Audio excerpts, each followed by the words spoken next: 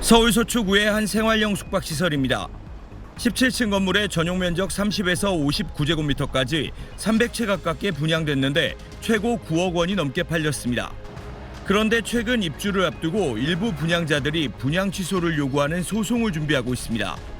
과장 광고 아니면은 뭐 허위, 기망, 그래서 좀 착오를 불러일으키는 광고가 분양할 때 그런 광고가 있지 않나 생각이 듭니다. 주거의 명작해서 컨셔리 서비스도 있고. 분양 광고와 홍보 영상에는 주택수에 포함되지 않고 언제든 되팔아도 되는 고급 주거시설이라고 돼 있습니다. 문제는 2년 전 분양 때는 생활형 숙박시설을 주거용으로 쓰는 편법이 가능했지만 작년 10월에 무조건 숙박시설로만 등록하고 들어와 살 수는 없게 법이 강화된 겁니다. 자가도 가능하고 1인차도 가능하고 이렇게 얘기를 해서 지금은 뭐 아주 난감하죠. 성수기 주거 용도로 사용하는 것을 이제 전면 막고. 시행사 측은 법이 바뀐 건 분양 이유기 때문에 잘못이 없다는 입장입니다. 주거 용도로 계속 사용한다로 할 경우에는 이행강제금을 부과받을 우려가 있습니다. 오히려 더 좋은 주택이다, 좋은 투자 포인트다라고 설명을 하면서 분양을 했으면 당연히 허위 과장에 의한 광고 분양이다 이렇게 볼 여지가 있게 되는 거죠. 전국에 분양된 생활형 숙박시설은 모두 6만 호가 넘습니다. 숙박시설만으로는 수익을 내기 힘든 지역이 적잖은 상황이라 이런 분쟁은 곳곳에서 이어질 걸로 보입니다. SBS 한상우입니다. 이른바 떴다방 중개인들이 지난달 29일 당첨자를 발표한 서울 마곡 생활형 숙박시설 견본주택 현장에 잔뜩 몰렸습니다.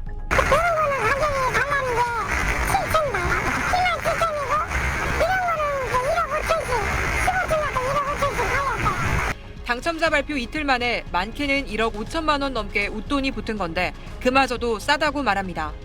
떴다방은 불법이라 단속될 경우 처벌당하는데도 해당 생활형 숙박 청약에 57만여 명이 몰리고 일부 평형 경쟁률이 6천 대 1을 넘자 호객에 나선 겁니다. 주택을 구하는 것 자체가 거의 불가능에 가까워지고, 그러니 이제 주택과 유사한 것들은 뭐가 있냐, 그런 것들이 있다 그러면 그쪽으로 지금 늦기 전에 잡자, 이런 수요들이 지금 몰려가고 있는 걸로 보여요. 게다가 몇 채를 보유하더라도 소유주택으로 치지 않아 각종 부동산 규제를 피할 수 있어 투기 수요까지 몰리고 있습니다. 전매 제한이 없어 당첨만 되면 웃돈을 얹어 팔 수 있고 다주택자에 대한 종부세는 물론 양도세도 없습니다. 대출 규제도 받지 않습니다.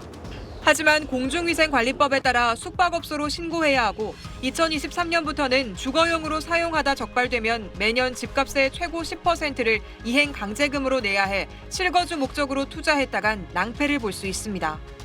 또 주변 신축 아파트 시세와 큰 차이 없을 만큼 고분양가라고 전문가들은 지적합니다. SBS 정다은입니다. 지난 3월 부산 356대 1, 지난달 청주 862대 1. 생활형 숙박시설은 최근 분양할 때마다 수백 대 1의 경쟁률을 기록했습니다. 아파트가 아닌데도 수요가 몰리는 건 몇 채를 보유하더라도 소유주택으로 치지 않아 각종 부동산 규제를 피할 수 있어서입니다. 전매 제한이 없어 당첨만 되면 웃돈을 얹어 팔 수 있고 다주택자에 대한 종부세는 물론 양도세 중과도 없습니다. 대출 규제도 받지 않습니다.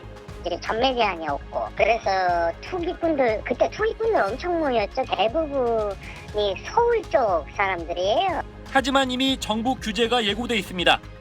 공중위생관리법에 따라 숙박업소로 신고해야 하고 2023년부터는 주거용으로 사용하다가 적발되면 매년 집값의 최고 10%를 이행 강제금으로 내야 합니다. 주거용으로 쓰려면 용도 변경 절차를 밟아야 하는데 과정이 쉽지 않아 내 집 마련 목적으로 샀다간 낭패를 볼 수 있습니다. 고분양가란 점도 투자 위험 요소입니다. 브랜드 네이밍을 보고서 주변 지역에 있는 신축 아파트 값이랑 이걸 비교를 해버린단 말이죠. 근데 신축 아파트 값 대비해서도 뭐 월등히 싸다라고 볼 수도 없을 뿐더러 분양권 전매 끝에 규제 시행 뒤 소유권을 갖는 투자자는 난처한 일을 당할 수 있는 만큼 신중히 결정해야 합니다. SBS 임태우입니다.